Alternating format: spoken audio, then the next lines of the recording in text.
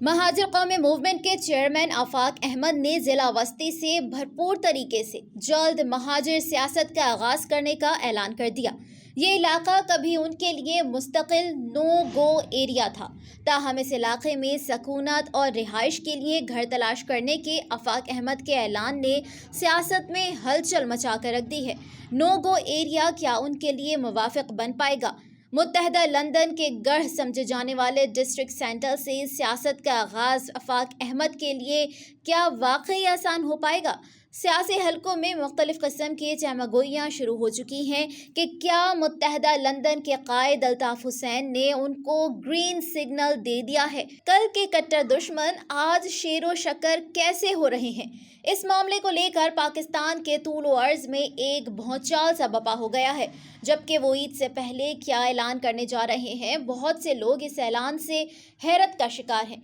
Muhajir कौमी movement के chairman आफाक अहमद का कहना था कि मेरा ज़रिया आमदन रियल एस्टेट के पेशे से वाबस्ता होना है, क्योंकि इसमें 24 घंटे मौजूदगी की ज़रूरत नहीं होती। आफाक अहमद कुछ पाने के लिए सियासत में नहीं आया। महाजिर नाम को सिर्फ मैंने जिंदा रखा है, बहुत बुरे हालात में भी नाम को जिंदा रखा। लीडर को नापा तोला नहीं जा सकता। लोगों के जज्बात वक्त के साथ तब्दील होते रहते हैं। जज्बे के तहत काम कर रहा हूँ। आफाक अहमद ने कहा कि मेरे लिए लोगों के दिलों में मोहब्बत अल्लाह ने डाली। महाजिर नाम पर सियासत ना करने पर दबाव डाला जाता रहा, लेकिन मैं कभी भी उसे खातिर में नहीं लाया। हर कोई अपनी शनाख्त पर फ़ख्र करता है, हमें भी महाजिर होने पर फ़ख्र करना चाहिए। तमाम कौमियतों को तस्लीम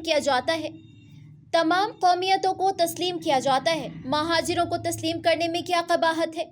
आफाक अहमद का मजीद कहना था कि डिस्ट्रिक्ट सेंट्रल में घर देख रहा हूँ, वहाँ से नई सियासत का आगाज़ होगा। बाकी लोगों के दिलों में भी उस बात का एहसास है कि हम लड़कर कुछ हासिल नहीं कर सकते। सिंध की पुरानी तारीख है। कराची सिंध का हिस्सा नहीं था, बलूचिस्तान का हिस्सा था। मैं हक बजानिब हूँ ये सवाल करने में कि अमन व आमा के क़याम के दावेदार माजी में अमन कायम क्यों नहीं कर पाए।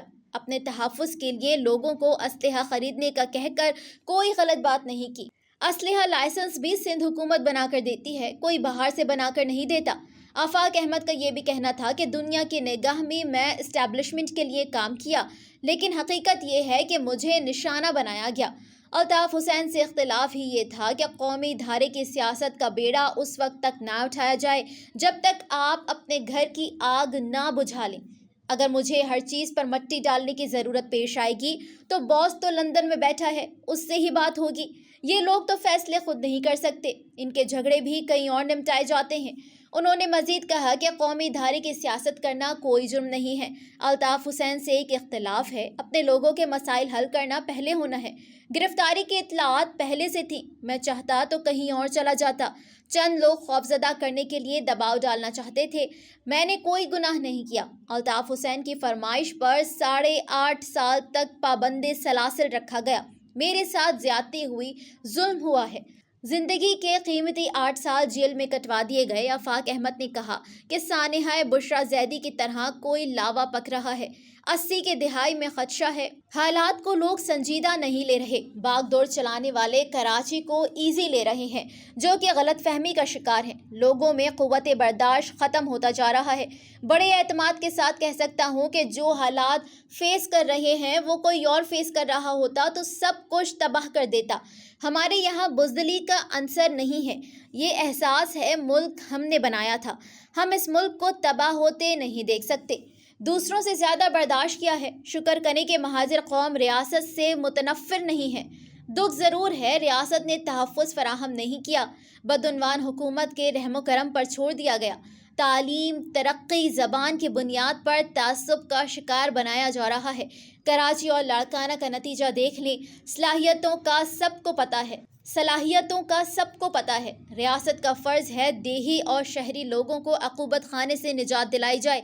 आफाक अहमद ने मज़ीद कहा कि 86 का इसलिए एहसास किया और इजहार किया कि मैं पैगाम देना चाहता था कि इस वक्त ज़रूरत है लोग मुत्तहिद होकर अपनी कौम को परेशानी से निजात दिलाएं। महाजिर सियासत से जुड़े लोगों ने मेरे मौक़िफ़ की हिमायत की।